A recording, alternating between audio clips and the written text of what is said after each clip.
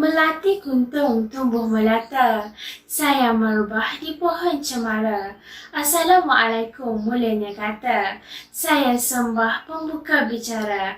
Assalamualaikum dan salam sejahtera. Saya Nurfazana binti Anwar.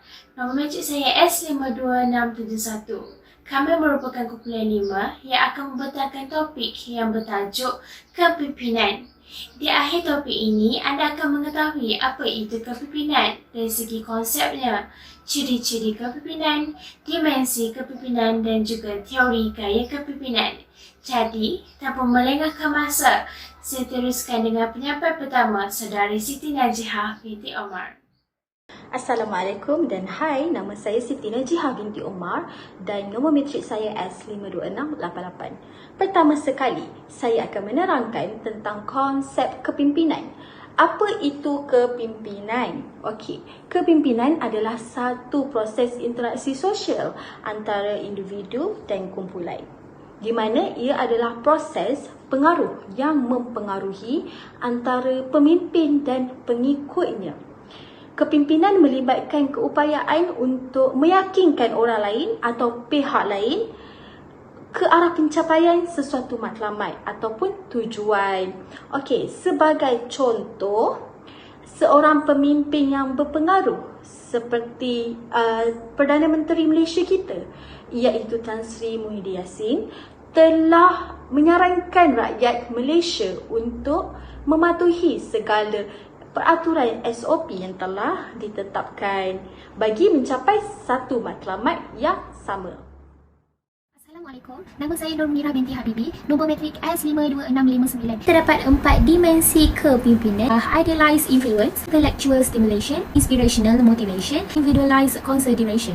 Idealized influence ini merujuk kepada kaedah di mana pemimpin transformational menyebarkan pengaruhnya di dalam kumpulannya yang tersendiri. Jenis kepimpinan seperti ini memberikan gambaran dan jelas tentang visi dan misi dan rasa kekitaan yang menggalakkan lagi individu-individu lain untuk mencapai objektif jangka masa panjang. Intellectual stimulation, pemimpin transformational mewujudkan persekitaran yang pelbagai dan terbuka di mana mereka mendorong orang lain untuk berinovasi dan mencipta idea-idea yang baru untuk dibawa ke dalam organisasi tersendiri dan mereka juga.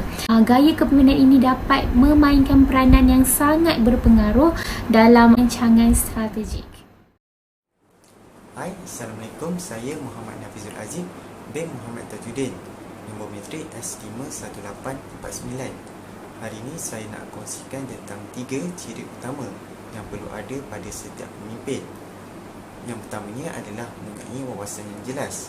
Pemimpin yang mempunyai wawasan jelas akan memiliki daya fikiran untuk membentuk segala solusi pada setiap masalah.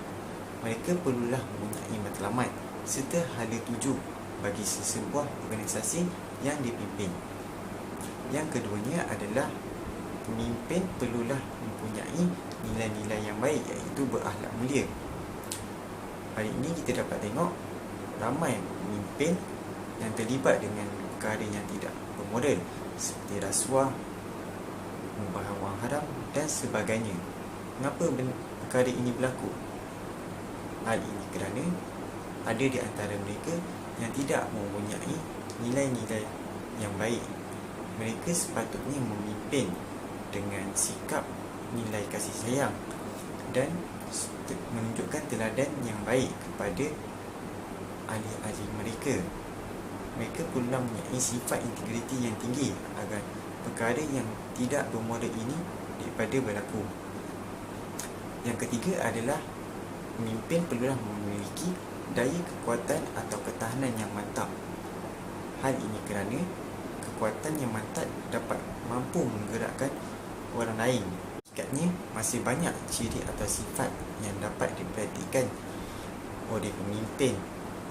Oleh itu, wajar kita melatih generasi muda supaya mempunyai nilai kepimpinan yang berkualiti agar dapat memimpin negara dengan baik pada masa akan datang. Assalamualaikum dan salam sejahtera. Nama saya Muhammad Azmi bin Ahmad, S51138.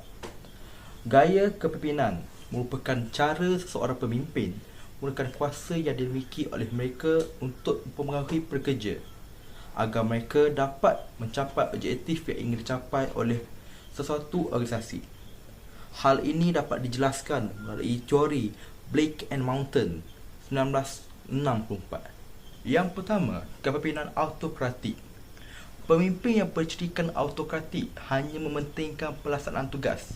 Dia akan memimpin dengan menggunakan sumber kuasa yang formal dan berusaha untuk mencapai objektif dalam organisasi tersebut. Contohnya, kita dapat lihat dalam bidang industri. Yang kedua, kita dapat lihat melalui kepimpinan demokrasi. Pemimpin demokrasi biasanya selalu melibatkan kaki tangan mereka dalam membuat suatu keputusan. Jenis pemimpin sebeginilah selalu memberi peluang dan menerima pendapat pekerja mereka. Yang ketiga adalah kepimpinan laissez-faire, iaitu kebebasan. Pemimpin seperti ini, mereka adalah bebas dan sentiasa memberikan peluang kepada para pekerja bawahan untuk membuat keputusan. Dan gaya kepimpinan laissez-faire adalah jarang didapati di Malaysia. Sekian, terima kasih. Assalamualaikum, nama saya Mazatu Syakira binti Jamiluddin dan matrik saya S52548. Secara kesimpulannya, saya tegaskan bahawa kepimpinan adalah proses di mana seseorang individu itu mempengaruhi anggota-anggota lain di dalam kumpulannya ke arah mencapai tujuan dan matlamat kumpulan itu. Dalam erti kata yang lain, kepimpinan ialah proses yang sangat berkaitan dengan pengaruh di mana seseorang itu berjaya mempengaruhi mereka yang dipimpin supaya mengubah sikap dan tingkah laku mereka. Oleh itu, pemimpin memimpin dan dipimpin. Kepimpinan ialah tenaga penting di sebalik kejayaan organisasi dan organisasi tidak boleh mencapai kejayaan tanpa kepimpinan yang berkesan. Terima kasih.